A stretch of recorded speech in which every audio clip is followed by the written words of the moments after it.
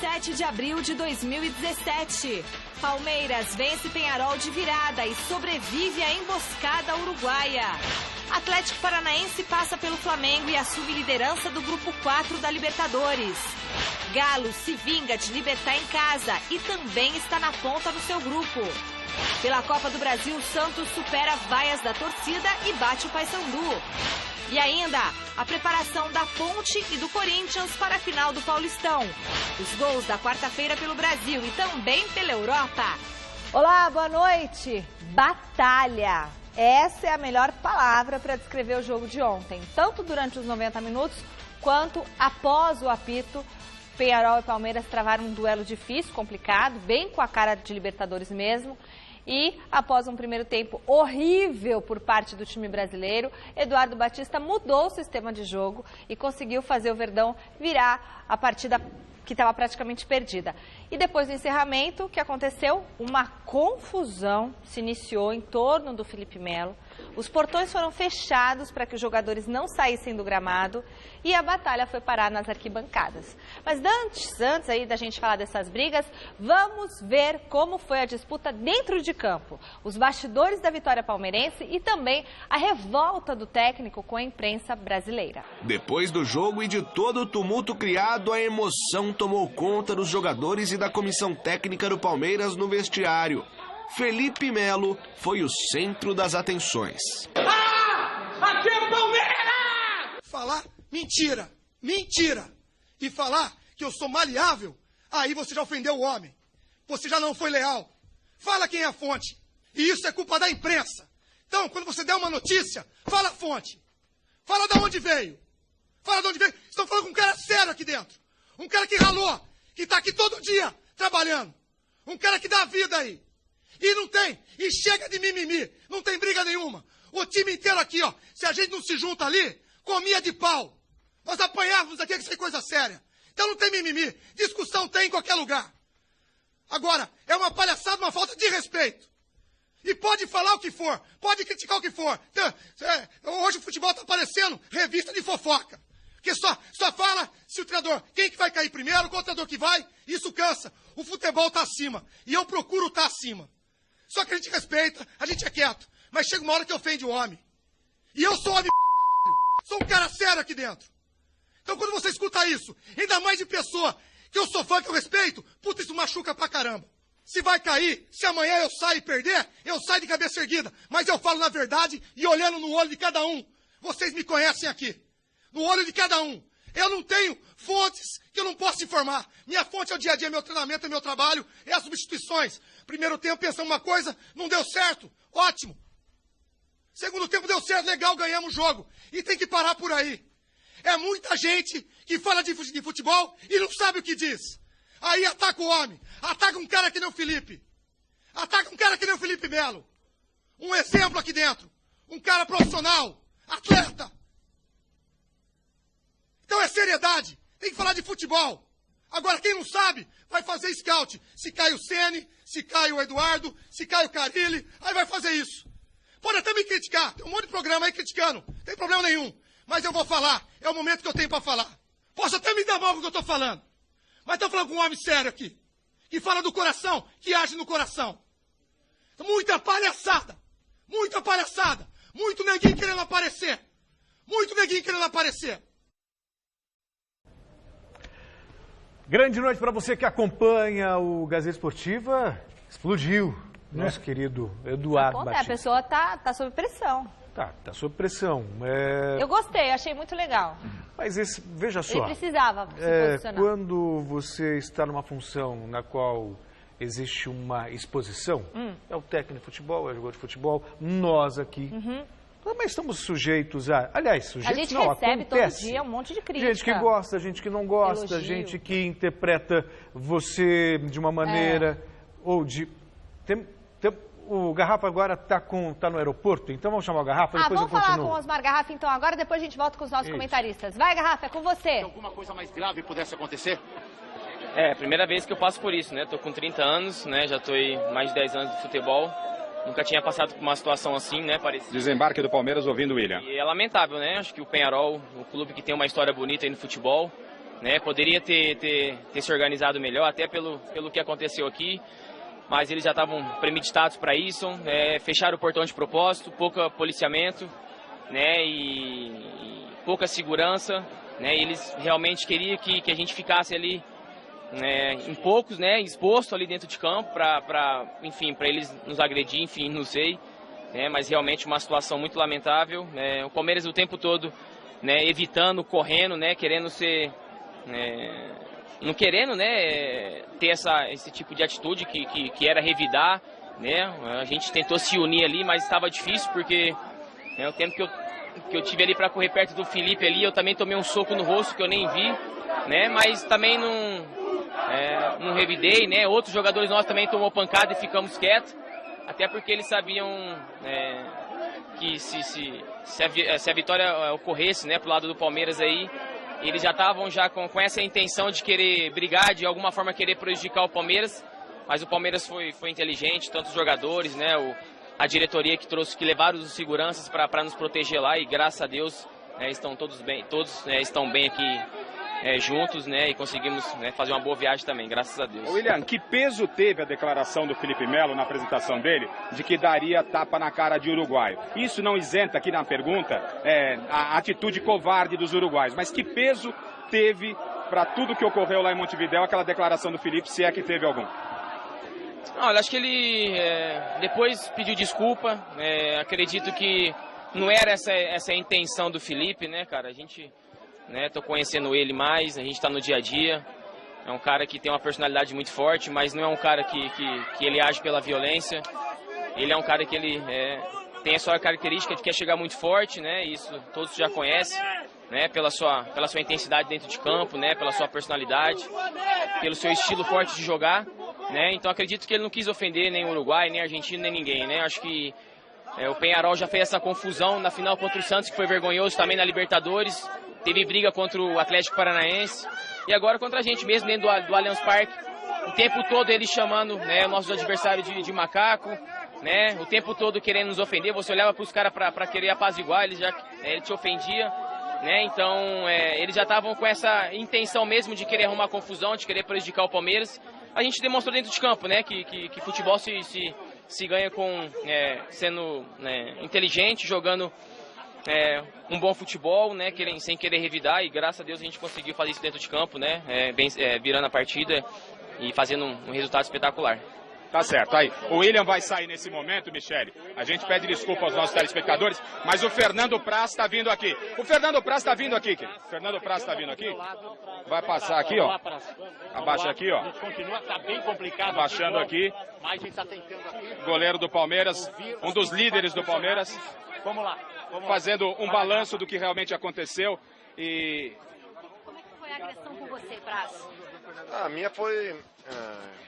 eu estava no gol e o jogo acabou perto da nossa área. O número 30, o zagueiro e o Nandes, né, que é o capitão, foram para cima do Felipe Melo. O zagueiro segurou o Melo pelo pescoço. E nesse momento o Melo levanta os braços, dizendo que não vai fazer nada. E o nosso time corre para separar. E eu me lembro que eu cheguei, eu tirei o 25, tirei o 30. E aí o Melo saiu correndo. E eu fiquei no meio de 5 ou 6 jogadores do Peñarol. E tomei 2, 3 socos, chute. E nisso o Melo conseguiu fugir e sair. Só que o número 30 foi atrás dele. Depois o outro jogador que ele se envolveu na confusão foi atrás dele para agredir também. Então, o que a gente tentou era nos reunir dentro do campo e tentar proteger os jogadores de agressão, né? Pode ver que em todo momento a gente está correndo para trás, tentando fugir dos caras. E os caras do Peñarol com uma postura totalmente agressiva, tentando ir para cima. O torcedor invadiu o campo, agrediu o Egídio. Repórteres do Uruguai agrediram os jogadores do Palmeiras também. Então, a gente tentou se defender da maneira que deu. Ô Praz, sem querer isentar a covardia dos uruguaios, com a experiência que você tem, um goleiro experiente, que peso teve, eu fiz essa pergunta para o William, que peso teve aquela declaração do Felipe na apresentação dele, que ele já se desculpou, inclusive, né, para que acontecesse tudo o que aconteceu? Que lição se leva desse episódio e se teve algum peso realmente a declaração do Felipe para ter terminado a situação dessa maneira? Bom, se fosse uma situação isolada, a gente poderia acreditar tudo isso na declaração do Felipe Melo, né? Mas a gente vai buscar Flamengo em 99, Felipe Melo não estava lá para dar declaração. Eu presenciei um jogo do Olímpico com o Grêmio e Penharol, que eles perderam a classificação e brigaram com a Polícia Militar. Felipe Melo também não estava lá. Santos, Libertadores, Felipe Melo acho que também não estava. Acho que teve um amistoso contra o Atlético Paranaense, que deu confusão também aqui na Arena. Felipe Melo também não estava. Então, cara, é muito fácil para eles querer jogar essa situação. É a mesma coisa que a gente tivesse agredido eles e dito que era porque chamaram os nossos jogadores de macaco no primeiro e no segundo jogo. E o pior é que no intervalo do jogo, no final do jogo aqui em casa, esse mesmo capitão, que é pior pela situação dele no clube mesmo, esse mesmo capitão chamou o Felipe Melo, pediu desculpas, disse que foi uma atitude impensada, que não ia ocorrer mais. E lá, quem foi o primeiro a caçar a confusão foi ele. Então, é uma coisa premeditada, óbvio. E eles, sabendo que estão praticamente eliminados, eles foram para agressão, para violência. E vendo os jornais uruguaios lá, eles mesmos foram criticados porque diz que é uma coisa recorrente nos jogos do Penharol, né? Também no Campeonato Nacional. Praz, com sua experiência, você acha que vai acontecer alguma coisa com o Penharol? Você acha que o time uruguaio vai ser punido? E se não for, qual vai ser o tamanho da sua frustração que foi agredida dentro de campo e que passou por essa situação? Eu acho que para mim não vai ser frustração, vai ser uma vergonha para quem comanda o futebol, né? Aí vai ser um atestado de que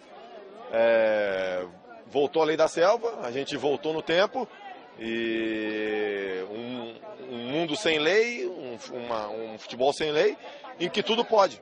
Então tomara que se tenha uma punição e uma averiguação muito boa e isenta dos fatos que aconteceram. Tá certo, eu vou deixar o Praz aqui ainda com os colegas e só relatando, né? Aproximadamente 60 torcedores do Palmeiras compareceram aqui para receber a delegação. Já falou por aqui o médico do Palmeiras e também o segurança. Nada relevante além daquilo que já foi mostrado aqui no Gazeta Esportiva e as declarações dos dois jogadores que representaram o grupo, o Praz e também o William, conversaram conosco. Michele. Tá certo, Osmar Garrafa, muito obrigada aí por todas as informações. Osmar Garrafa pegando aí os dois jogadores que se apresentaram depois dessa confusão que aconteceu com o Palmeiras, que pelo menos chegou todo mundo bem, saudável e com a vitória. Né? Só para concluir, estava falando do Eduardo Batista, né? Então, a gente está exposto, o técnico de futebol também está exposto. Cabe ele administrar o que ele ouve. O desabafo é humano, mas ainda mais por ele ser um comandante, por ser um gestor, ele tem que ser o primeiro a manter o equilíbrio. Você não gostou? Explodiu, extrapolou, não era para tudo isso. Né? Não, isso mostra... Sabe o que é, Celso? É uma série de coisas que vão se acumulando. Mas ainda assim, o equilíbrio emocional ele é fundamental. Ponto. Celso, é difícil. Sabe, eu sinceramente acho. É a minha maneira de pensar. Não, tudo né? bem. É a minha maneira de pensar. Quando você se sente ofendido, você pode processar, fazer o que for, mas eu achei que foi exagerada. Eu acho compreensível, eu acho humano, mas foi exagerada. Sobre a confusão, o uruguaio realmente costuma ser violento, costuma ser agressivo. Escrevi no blog ontem, o que eles fizeram realmente foi lamentável, merece uma punição. Eles quiseram encurralar o Felipe Melo. Se não fosse o Palmeiras premeditadamente ter levado cerca de 20 seguranças, talvez o caso poderia ser pior. Agora, se o Palmeiras levou 20 seguranças, é que já previa essa confusão. Sim. Então, o senhor Felipe Melo, ele é responsável sim. Fica todo mundo passando a mão na cabeça do Felipe Melo, mas não tem que falar em nenhum momento que se tiver que dar tapa na cara de uruguaio, eu vou dar. Tudo isso aconteceu por causa da frase irresponsável desse senhor chamado Felipe Melo. Nada justifica o comportamento uruguaio, nada justifica. Mas que ele tem responsabilidade, tem. Ele provocou. Não adianta, ele provocou. Provocou, mas aí 5 meses depois acontece uma briga. E vou te falar mais uma coisa, se o Palmeiras, se ele não for punido pelo soco que ele deu no Mia e cruzar com o Nacional do Uruguai, com qualquer outro time uruguaio, a cena vai se repetir. Isso cria uma situação de rivalidade desnecessária. Se ele apresenta e fala assim, vou jogar o meu melhor futebol e ponto final, acabou. Agora, é esportivo falar que se tiver que dar tapa na cara de uruguai eu vou dar? Não, não é. Deu soco, ele não cumpriu o que ele falou. Para, Michele. Por favor. Mestre. Estou errado, mestre Roberto Helena Júnior. Mestre, não pode provocar? Não há... Não pode provocar? Não há efeito sem causa. A causa foi, obviamente, essa declaração absolutamente destemperada e, na verdade, até um discurso para a galera, né? Aquela coisa, mostrar que é macho, que é líder, que não sei o quê. E isso aí, os outros também se consideram macho, líderes, não sei o quê. Então, ainda mais o Uruguai. O Uruguai tem uma história, né, com o Brasil. O Uruguai e a Argentina, nesses sul-americanos, campeonatos que eram a Copa América de antigamente. Já botaram até o Rivelino para correr?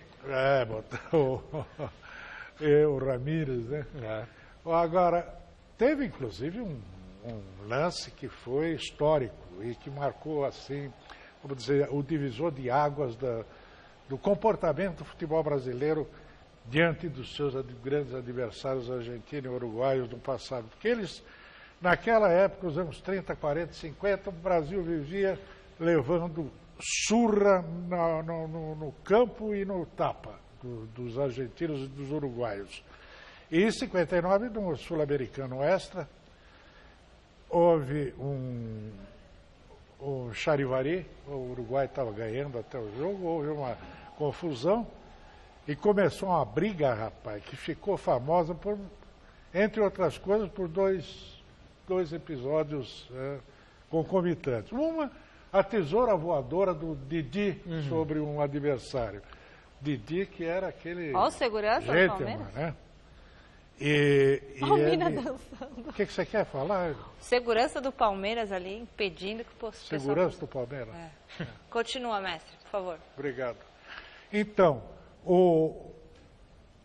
a tesoura voadora do Didi e o Mauro Ramos de Oliveira, que era até o apelido dele, era Marta Rocha, porque era um sujeito de uma elegância, de uma plasticidade, de gentileza, e, no entanto, ele virou um boxer lá e bateu para burro. Então, aquilo lá foi quando, segundo Nelson Rodrigues, o Brasil perdeu a alma de vira-lata. De cachorro vira-lata. Agora, esse episódio aí, é óbvio que eles fazem isso mesmo. E o Felipe já sem Melo, motivo, quando tem motivo. E o Felipe Melo fez muito bem, meteu o braço naquele, porque ele era o Uruguai saiu correndo, todo cheio de banho, de marra, né? Foi lá para cima dele. E ele, na verdade, não estava correndo do Uruguai. Ele estava buscando um apoio nas costas. Entende? Tanto é que ele procurou o lado que estava a torcida do Brasil, a torcida do Palmeiras, para não receber... Pelas costas. Pelas costas. E aí ele... Quando deu a chance, meteu-lhe uma porrada bem dada. E aí o outro fica fazendo carinha de quem? De vítima.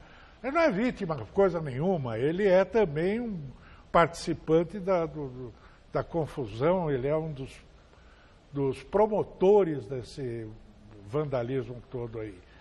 É uma pena que o futebol representa esse lado também, né? O lado escuro do ser humano, que é a violência, o racismo, a incompetência, né? A impotência do ser humano que se transforma nisso aí, tá vendo? Isso aí é cenas primitivas, né? Mas o homem o homem tem o seu lado escuro, o seu lado solar. Claro. E o futebol é assim, é uma moeda de duas faces, uma escura, outra solar. Agora. Um é fascista, é racista, é violenta, e a outra é artística, é democrática, procura... Agora, é primitivo, você, só repugnável... O pessoal está questionando... Só rapidinho, você é primitivo, repugnante, repugnável, o que fizeram os uruguaios. Mas repito aqui, não dá para passar a mão na cabeça do Felipe Melo.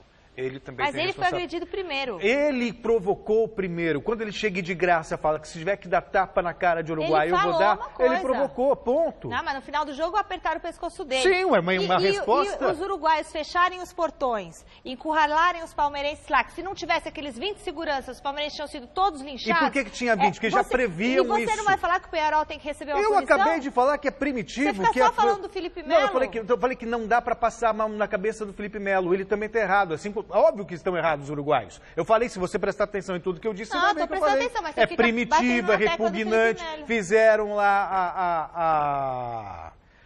o cerco. O cerco para pegá-lo. Agora, isso tudo poderia ser evitado também se ele tivesse um comportamento exemplar. Ele não teve. Ah, tá bom. Ué.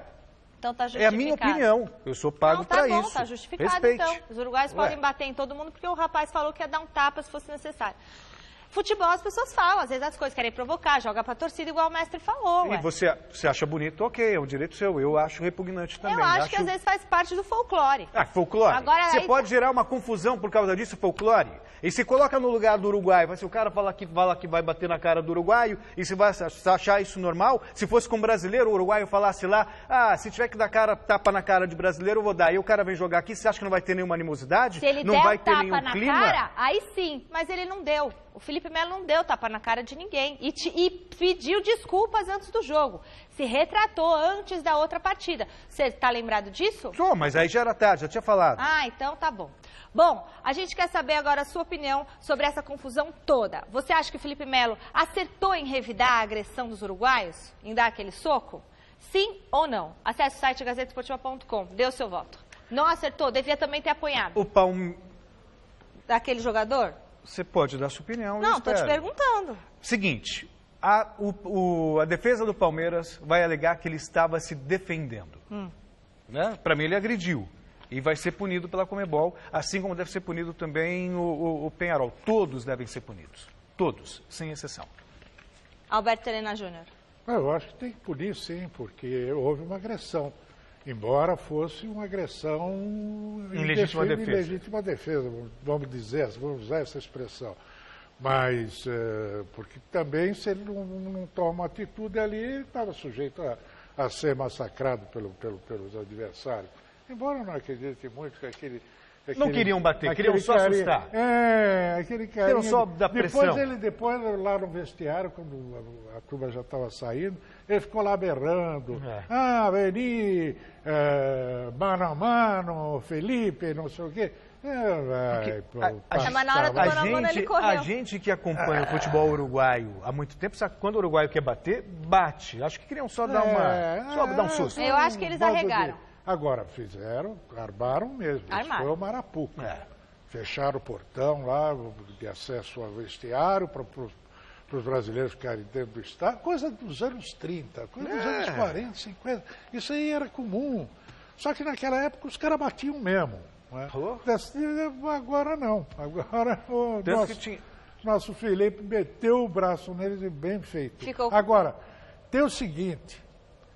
Precisa parar com o Felipe Melo, viu? Esse negócio de achar que é um herói, que é não sei o quê, que é um líder, que é bacana, não é não. Cuidado com essa boca, está muito escrachada demais, provocativa, sem necessidade. Não precisa provar para ninguém que você é líder, que você é macho, que você sabe jogar bola.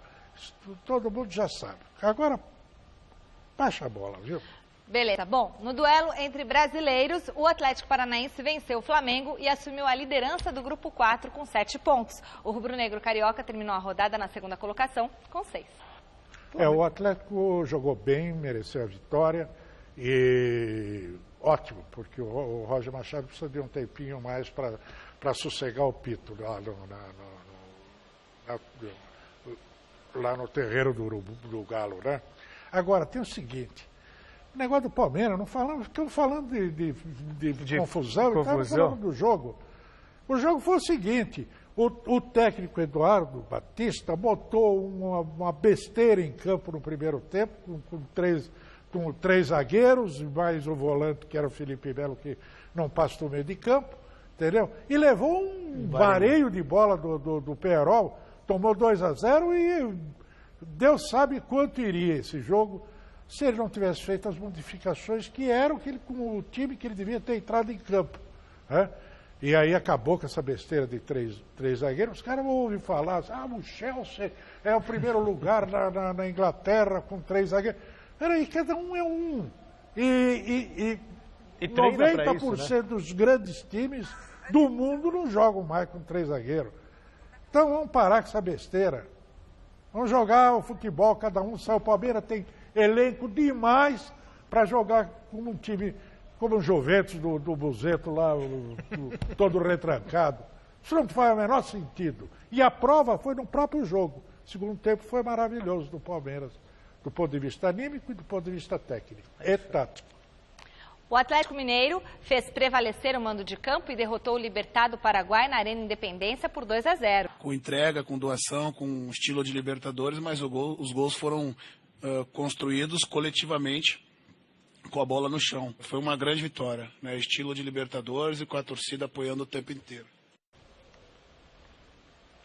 Mais uma partida movimentou a rodada de ontem na Libertadores. O Independente de Medellín venceu o Melgar por 2-1 em Arequipa, no Peru, e divide a liderança do Grupo 3 ao lado do River Plate com 6 pontos. Vale lembrar que a equipe argentina enfrenta logo mais às 9 horas o Emelec em Guayaquil, no Equador. O assunto agora é a Copa do Brasil. O Santos foi bem na estreia das oitavas de final, venceu o Paysandu na Vila Belmiro por 2-0. O jogo de volta acontece no dia 10 de maio, no Mangueirão, em Belém do Pará. Veja como foi a partida na reportagem de Alexandre Silvestre. O Santos carrega o peso do favoritismo e de não ter jogado tudo o que pode em 2017. A equipe do Santos ainda pode produzir muito mais do que vem fazendo, eu não tenho dúvidas disso e vamos encontrar esse caminho o quanto antes. Já o Paysandu, dentro da realidade dele, faz excelente temporada. Maior invencibilidade do futebol brasileiro no ano. Finalista da Copa Verde e do Campeonato Paraense. E aperta o peixe na Vila, com Wesley. Na saída de bola do dono da casa, Leandro Carvalho mostra por onde pode se dar bem. Lucas Lima, Bruno Henrique e Ricardo Oliveira também. David Braz pinta na frente. Bergson pega na veia. O Santos sofre. Esse Carvalho é perigoso. No dia do goleiro, Vanderlei estufa o peito. Bruno Henrique corre muito e pensa pouco. Oliveira é rápido de raciocínio. O torcedor santista não gosta do que vê no primeiro tempo. O som da alegria acontece aos 3 da etapa final. Bruno Henrique, frio e calculista, acerta o ninho, acorda a coruja e comemora em silêncio. Quando eu chutei a bola, meu irmão, eu vi estrela, porque doeu, viu? E eu não consegui comemorar da forma que eu queria. David Braz mata o contragolpe do Paysandu. A briga deixa de ser pela bola.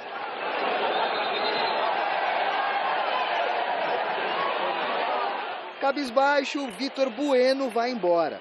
Em campo, o pastor trata de consolar o garoto, contestado por parte da galera. Na coletiva, é o professor que entra em cena. Ele já foi muito aplaudido, então as vaias às vezes são normais. Isso daí acontece com qualquer profissional. E é o momento que o profissional, ele mesmo alcança forças, busca forças e alcança uma recuperação. Eu confio muito no Vitor. Vida e jogo que seguem. Ayrton, Vanderlei. Triangulação Renato, Ferraz, Ricardo. Ayrton agora levanta e Vanderlei, corajoso, impede o empate. A combinação Vitor Ferraz, Ricardo Oliveira se repete. Diogo chuta a primeira dele na partida. E quem manda para a rede é Copete, graças à assistência de Hernández. Jogadores que saem do banco para o Peixe respirar aliviado. Gol made in Colômbia. Foram importantes as entradas, né? Isso daí vai mostrando que o elenco está se encontrando aos pouquinhos e as coisas vão começar a acontecer daqui a pouco de uma forma mais tranquila, mais natural, como o Santos sempre jogou. Está demorando um pouquinho, mas já nós vamos alcançar.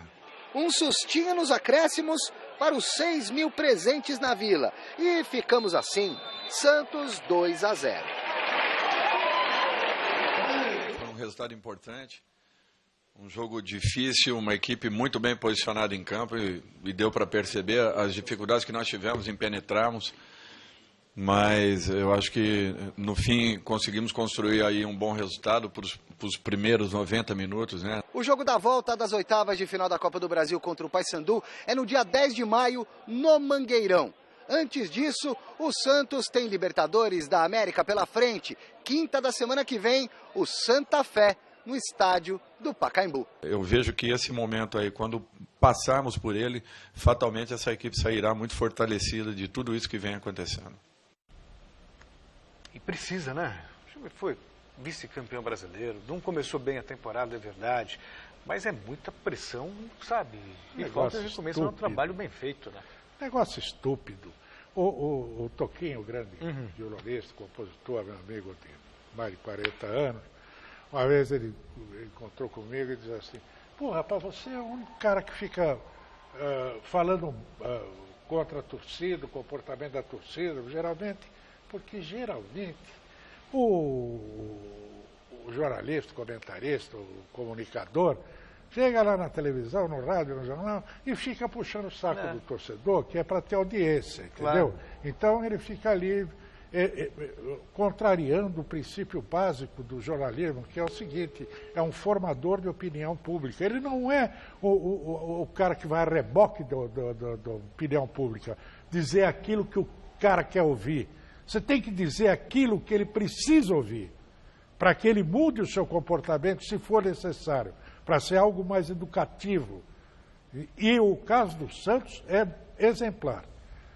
Poxa, esse menino Vitor Bueno foi a maior revelação do ano passado. É um belíssimo jogador. Tá mal. Não precisa ficar vaiando. Tem que apoiar. Torcedor é para isso, é para apoiar, não é para vaiar. O Vitor Ferraz, que foi, na minha opinião, já merecia ter ido para a seleção brasileira, que é o lateral direito, fez 2, 3 partidas abaixo do nível dele, como o resto todo do time do Santos, e já o pessoal fica pegando no pé. É um negócio maluco. O Dorival Júnior está fazendo um trabalho magnífico no Santos, campeão do bicampeão paulista, campeão do vice-campeão brasileiro, e sem gastar, né? Pois é, sem reforço, sem nada. Vamos ver se eu estou na esquina. Assina embaixo, mestre. No outro jogo da noite pela Copa do Brasil, o Botafogo foi buscar a virada contra o Sport. No Engenhão, Samuel Xavier chutou bonito de primeira e abriu a contagem para o Sport diante do Botafogo. Depois do intervalo, o garoto Guilherme marcou 2 vezes a favor da equipe carioca e tratou de dar números finais à partida. A vitória por 2-1 garante ao Botafogo a vantagem do empate no confronto da volta, dia 31 de maio, na Ilha do Retiro. A rede balançou também pela Primeira Liga. O Fluminense empatou com o Brasil de Pelotas e garantiu a classificação para a próxima fase da competição. A equipe gaúcha está eliminada. Veja os gols. Pela Primeira Liga, o Fluminense recebeu o Brasil de Pelotas em Xerém e viu a equipe visitante abrir o placar com Juninho, batendo de primeira aos 20 minutos de partida. O tricolor das Laranjeiras chegou ao empate aos 5 do segundo tempo. Maranhão cruzou e Danielzinho apareceu livre para deixar tudo igual. 1-1 e foi só. Com o resultado, o Fluminense está classificado para as quartas de final da competição. A bola também rolou nesta quarta-feira pela Europa. Destaque para o primeiro gol de Mascherano com a camisa do Barça em 7 anos. Foi um show de bola a tarde de ontem nos campeonatos europeus. Sobretudo na Espanha. Olha, são 18 gols em 2 jogos. Sendo que o Real ainda podia ter feito mais e o nosso querido Barcelona. Aliás, o Real fez mais 2 legítimos que o juiz não anulou, não assinalou como gol. E o Barcelona também foi, mesmo sem o Neymar, né, deu um show, 7 gols. Ah, beleza. E mais o grande jogo da tarde foi, sem dúvida, o clássico alemão. Ali, nego, olha, foi uma beleza. O 3-2 de revirada, porque o Dortmund começou vencendo, o Bayern virou para 2-1. Podia ter feito 3-4, só o Robin perdeu 3 gols feitos, que ele não perde nunca. E aí tomou a revirada lá, 3-2, um jogo magnífico, bem jogado, limpo, inteligente. Isso é futebol, viu? Não é essa coisa que você está acostumado a ver por aqui, não. Fala, Bruxa Loura. Durante essa semana, a gente está relembrando um especial produzido aqui pela TV Gazeta sobre a decisão do Paulistão de 77. No episódio de hoje, Basílio fala sobre o tempo que demorou para entender a importância daquele gol que ele marcou e deu o título ao Coringão. Quando é que a ficha caiu para você, que você tinha feito o gol do título histórico do Corinthians? Quando é que a ficha caiu? Que você falou, meu Deus do céu, para você mesmo. E tem uma hora que cai a ficha, né? Quando você consegue uma façanha como você conseguiu. Só você e Deus. Aí caiu a ficha. Que hora que caiu essa ficha? Só depois de alguns anos. Anos? Anos. Porque não tinha dimensão que isso daí fosse ter essa repercussão que teve, você entendeu? Porque todo mundo dizia, não, quem for campeão no Corinthians vai ficar arquimilionário. Nós não, continuamos a nossa vida brigando com o Matheus para renovação de contrato e essas coisas todas. As pessoas falam para mim, poxa, mas isso é muito frio você falando, né? Na hora do gol. Na hora do gol a gente só tem a emoção do gol, porque nós tínhamos a vantagem, só isso. Não foi aquele gol de ouro que existiu logo em seguida, né? Que você fizesse o gol, né? Poderia invadir o campo, o que aconteceu no término, né? Ali só teve... A ficha só veio cair muito depois, até nós saímos para almoçar numa festa que foi feita, né, Vladimir? E a gente estava com a família, foi a primeira vez que eu perguntei para o Vladimir. E olha que a gente ficou muitos anos ainda junto. Eu falei, Vlad, o que deu em você, porque você teve mais condição do que eu e do que o Vaguinho. É verdade. Porque era só ele girar a cabeça, ele colocaria do lado. E ele viu todo mundo caído dentro do gol, alguns jogadores levantando da ponte, e ele foi cabecear. Ele falou, Basílio, fiquei com receio, né? De virar o pescoço. De tirar muito, entendeu? Tirar essa bola em fora. Essa bola em fora. Então, ele quer dizer, no meio. Eu me vejo como escolhido, né? O Brandão falou isso para você antes do jogo. Falou, ele entrou no quarto, né, Zé, pela manhã, para falar para nós que nós iríamos continuar o tratamento e nós não iríamos fazer teste nenhum. E você, neguinho, que era eu, iria fazer o gol, né? Mas a única resposta que eu tive para ele no momento foi, pô, que faça tubia de mão, que a gente seja campeão é o que importa, você entendeu? A Ponte segue a preparação para a final do Paulistão e Fernando Gavini acompanhou o treino desta quinta-feira. Treino com o portão fechado, como virou praxe na Ponte Preta na reta final do Campeonato Paulista. Quando a imprensa foi liberada para entrar, não tinha mais ninguém no gramado. E Jadson foi o escolhido para falar com os jornalistas. A gente está trabalhando de forma tranquila, serena, com o nosso objetivo em mente, de fazer história na Ponte. Eu acho que desde o Santos, como você falou, a gente vem fazendo um bom trabalho, vem trabalhando bem. A gente tem que manter a mesma linha de trabalho até o último jogo. Segundo o jogador, Gilson Kleina ainda não definiu o time. Fez bastante mudanças, trocou algumas peças, bagunçou bastante, mas ainda não definiu nada. Mas Gilson Kleina não tem muito o que mexer no time. O único desfalque da Ponte Preta para a primeira partida da decisão do Campeonato Paulista contra o Corinthians é o zagueiro Marlon, que recebeu o terceiro cartão amarelo na semifinal contra o Palmeiras.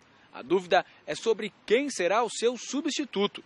Uma opção pode ser Reinaldo, que cumpriu suspensão automática contra o Verdão. A outra seria a entrada de Fábio Ferreira na zaga, com Reinaldo voltando para a lateral esquerda no lugar de Arthur. O resto da equipe deve ser a mesma que vem jogando. A máxima de que time que está ganhando não se mexe certamente será seguida por Gilson Kleina. E Jadson, mais uma vez, vestirá a 10 da macaca. O jogador foi o último a se encaixar no time, que virou a sensação do Paulistão.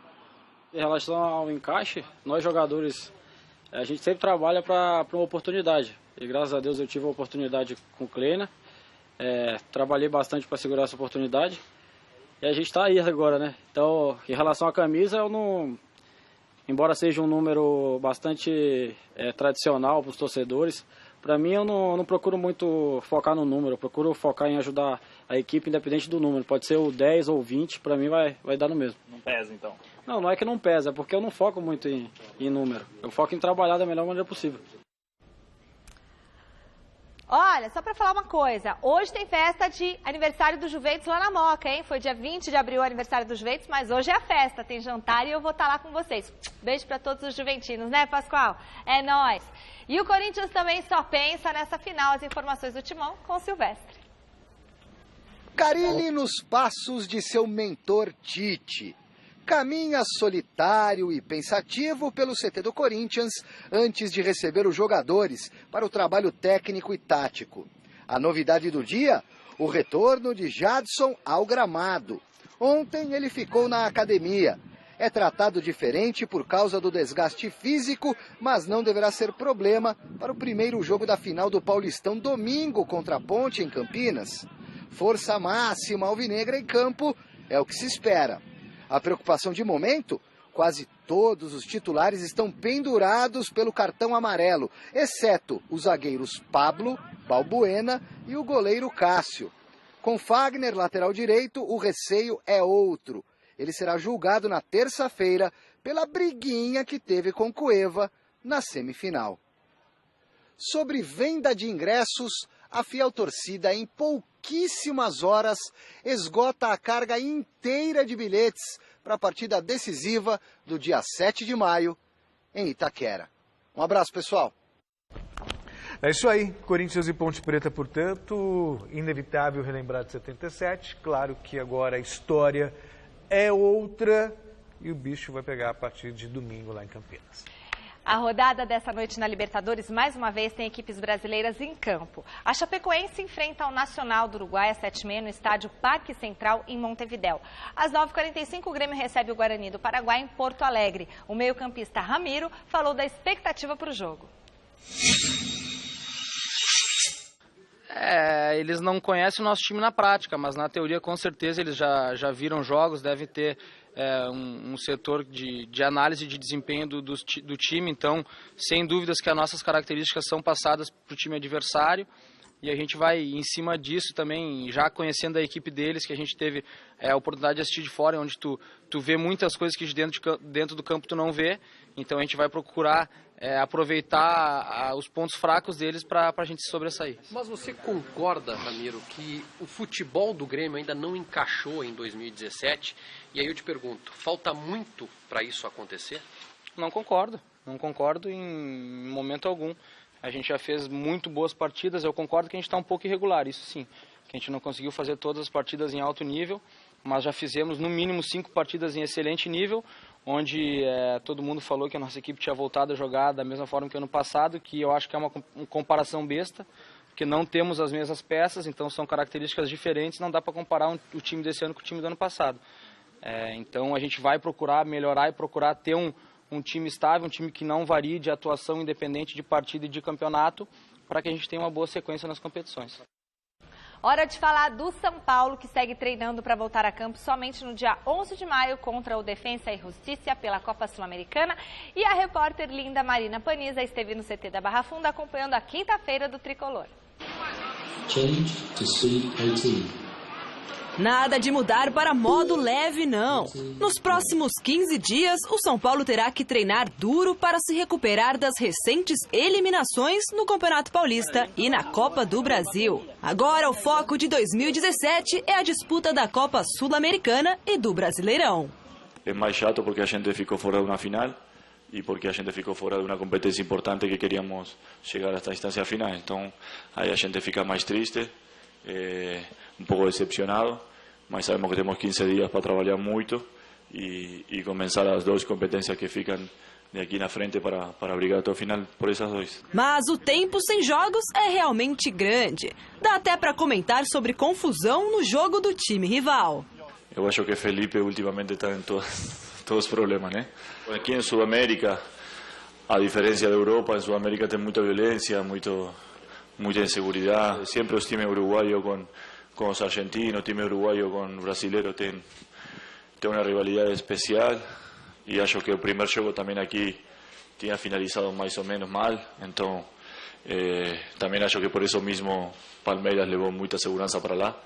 E por falar em rivalidade sul-americana, o São Paulo já começa a pensar no confronto contra os argentinos do Defensa e Justiça no próximo dia 11 de maio no estádio do Morumbi. E para conseguir essa vitória, o atacante Lucas Prato já tem uma atuação tricolor para usar de exemplo. Eu acho que o jogo que fizemos lá contra o Cruzeiro foi um dos melhores do ano do time, então acho que temos que tomar isso como exemplo. A intertemporada para a disputa da Sul-Americana e do Brasileirão será importante para o técnico Rogério Ceni melhorar a equipe, especialmente acertar erros defensivos. Em 25 partidas no ano, a equipe sofreu 30 gols, principalmente de bola parada. A gente tem que começar a jogar como jogamos nos últimos jogos, em ser mais vertical, mais agressivo, com mais posse de bola na frente, mais pressão na frente e melhorar, como falei antes, alguns aspectos defensivos, alguns aspectos de posicionamento, de pressão e, sobretudo, a bola parada, que a gente tomou muitos gols, então temos que melhorar nesse aspecto. A polêmica, a discussão continua aqui nos bastidores do Gazeta Esportiva, porque hoje o programa está quente demais. Muito obrigada pela sua audiência. Fim da enquete, você acha que o Felipe Melo acertou em revidar a agressão dos uruguaios? Sim, fez bem meter aquele soco, 77% dos votos. O programa de hoje termina aqui. Boa noite, Celso Cardoso. Boa noite, mestre Alberto Helena Júnior. A gente volta amanhã às 6 da tarde. E a gente se vê no Jornal da Gazeta. Até já. Tchau.